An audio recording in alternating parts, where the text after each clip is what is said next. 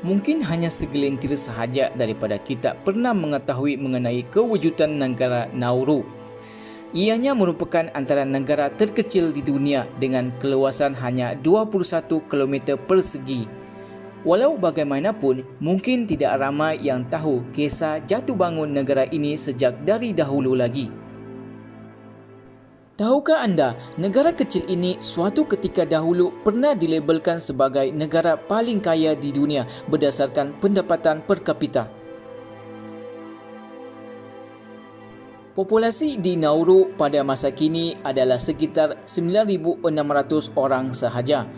Kawasan lautnya dan pesisir pantai yang cantik menjadikannya satu destinasi menarik untuk percutian pada suatu ketika dahulu. Sekeliling pulau ini yang dipenuhi dengan terumbu karang yang cantik sememangnya surga bagi mereka yang gemar aktiviti menyelam. Sekitar tahun 1980, negara Nauru mencapai zaman kepuncak kegemilangan apabila aktiviti pelombongan mula mengambil alih aktiviti ekonomi tradisional di pulau kecil ini. Menurut kajian, dianggarkan 2/3 daripada keseluruhan kawasan kepulauan ini mengandungi bahan galian yang sangat bernilai. Antara bahan galian yang boleh diperolehi di sini adalah fosfat dan boksit, iaitu sejenis biji aluminium. Di Malaysia, pelombongan boksit boleh dilihat di sekitar kawasan Kuantan. Pelombongan secara rakus tanpa pengawasan di Kuantan telah menyebabkan pencemaran alam sekitar yang serius, terutamanya di tempat pengumpulan boksit di Pelabuhan Kuantan sehingga ia digelar sebagai planet marik. Di Nauru, sumber galian boksit yang banyak telah menyebabkan banyak syarikat dari luar datang dan melakukan aktiviti pelombongan di kawasan tersebut. Sepanjang tahun 1980-an, Nauru telah dinamakan oleh Guinness Book of Record sebagai negara terkaya di dunia berdasarkan pendapatan per kapita. Pada tahun 1995, akhbar New York Times telah menerbitkan sebuah artikel yang mengatakan penduduk Nauru adalah yang terkaya di dunia kerana pelombongan fosfat telah memberikan pendapatan puluhan juta dolar setahun.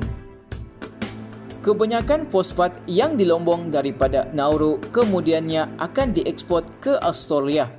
Australia mempunyai kedaulatan ke atas Nauru daripada tahun 1947 sehingga 1966. Kerana kerakusan aktiviti perlombongan pada ketika itu, maka Nauru pada ketika itu boleh dikatakan kawasan paling tercemar di atas muka bumi. Majoriti penduduk Nauru pada waktu tersebut juga sudah menjangkakan bahawa pada masa akan datang mereka terpaksa meninggalkan pulau tersebut akibat kerakusan aktiviti perlombongan yang memusnahkan alam sekitar. Kerana kawasan kepulauan ini tidaklah begitu besar, maka setelah beberapa ketika maka sumber galian daripada aktiviti perlombongan ini semakin berkurangan sebelum diberhentikan secara terus. Akibatnya, penduduk Nauru yang menikmati kekayaan hasil bumi daripada aktiviti perlombongan ini kembali miskin dan terpaksa mengharapkan bantuan makanan daripada pihak luar. Kini, Nauru bergantung sepenuhnya kepada negara Australia. Malah, pihak Australia juga bersetuju untuk membayar sejumlah pempasan sebagai ganti rugi kerakusan mereka melalui aktiviti perlombongan di Nauru suatu ketika dahulu sehingga menyebabkan kemusnahan alam sekitar yang sangat dahsyat. Setelah beberapa ketika, aktiviti perlombongan dimulakan semula di Nauru pada tahun 2005. Walaupun tidak serancak dahulu. Kajian menunjukkan bahawa Nauru masih mempunyai rizab bahan galian yang dianggarkan boleh dilombong untuk tempoh 30 tahun lagi. Nauru juga kini menjadi lokasi penempatan pelarian yang meminta perlindungan daripada kerajaan Australia. Rakyat Nauru kini hidup dalam kemiskinan. Kadar pengangguran juga sangat tinggi iaitu 90%. Kejatuhan sistem pendidikannya juga sering dengan kejatuhan ekonominya. Malah, majoriti penduduk juga menghadapi masalah kesihatan yang serius, antaranya diabetes, obesiti, sakit jantung dan depresi.